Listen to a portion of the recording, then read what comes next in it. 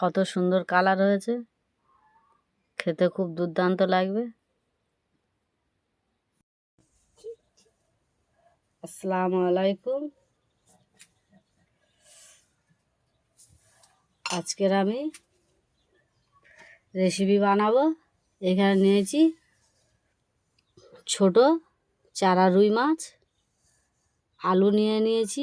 আলুটাকে আগে থেকে কেটে আমি পরিষ্কার করে ধুয়ে নিয়েছি। পুঁই শাকের ডাঁটা নিয়েছি। কিভাবে রেসিপিটা বানাই পুরো ভিডিও তোমরা দেখতে থাকো। এখানে আমি উনুনে তা বসিয়ে দিয়েছি। তাটা গরম হোক, ততক্ষণ আমি মাছে লবণ হলুদটা মেখে নেব। তা গরম হয়ে গেছে, তা তেল দিয়ে দেবো।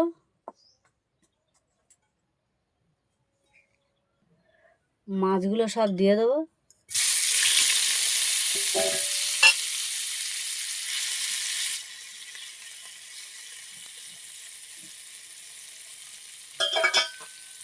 তো হয়ে গেছে, তুলে নেব।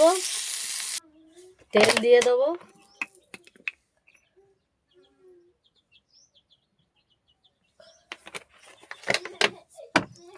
আলুগুলো দিয়ে দেবো।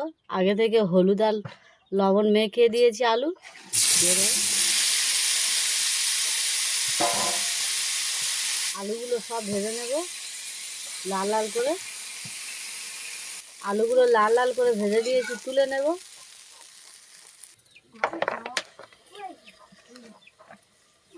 কড়া বসিয়ে দিয়েছি, তেল দিয়ে দেবো।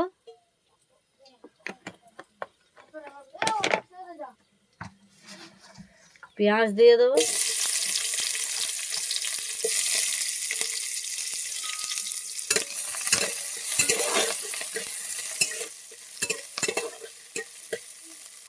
আদা রসুন জিরে ধনিয়া একসাথে বেটে নিয়েছি, দিয়ে দেবো।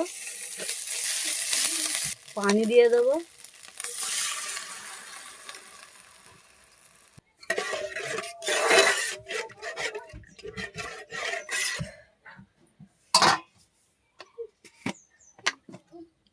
হলুদ গুঁড়ো,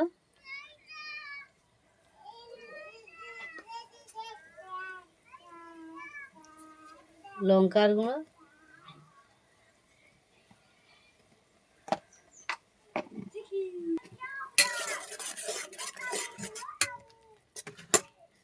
মশলার গা থেকে তেলটা ছেড়ে গিয়েছে, দিয়ে দেবো পুঁই শাক ডাঁটা।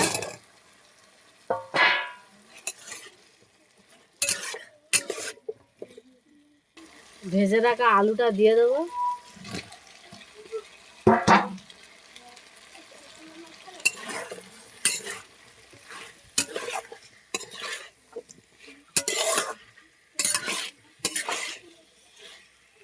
অল্প একটু পানি দিয়ে দেবো, দিয়ে আমি ভালো করে কষিয়ে নেব।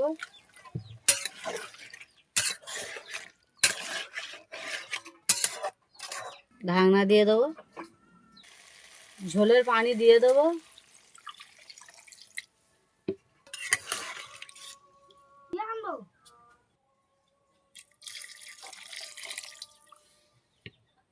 ঢাকনা দিয়ে দেবো।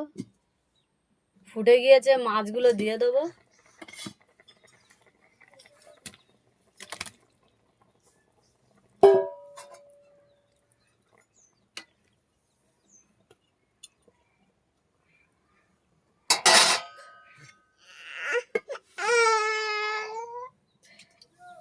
ঢাকনা দিয়ে দিয়েছি, কিছুক্ষণ জাল নিলে কমপ্লিট হয়ে যাবে। লবণ দিয়ে দিয়েছিলাম, তখন ভিডিও অন করিনি। তোমরা কেউ আবার মনে করো না যে লবণ দেয়নি।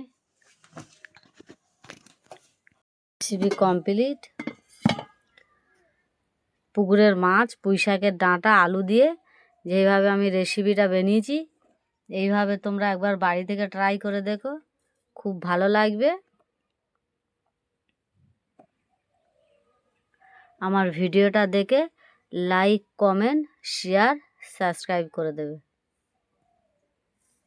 আসসালামু আলাইকুম, আল্লাহ হাফেজ।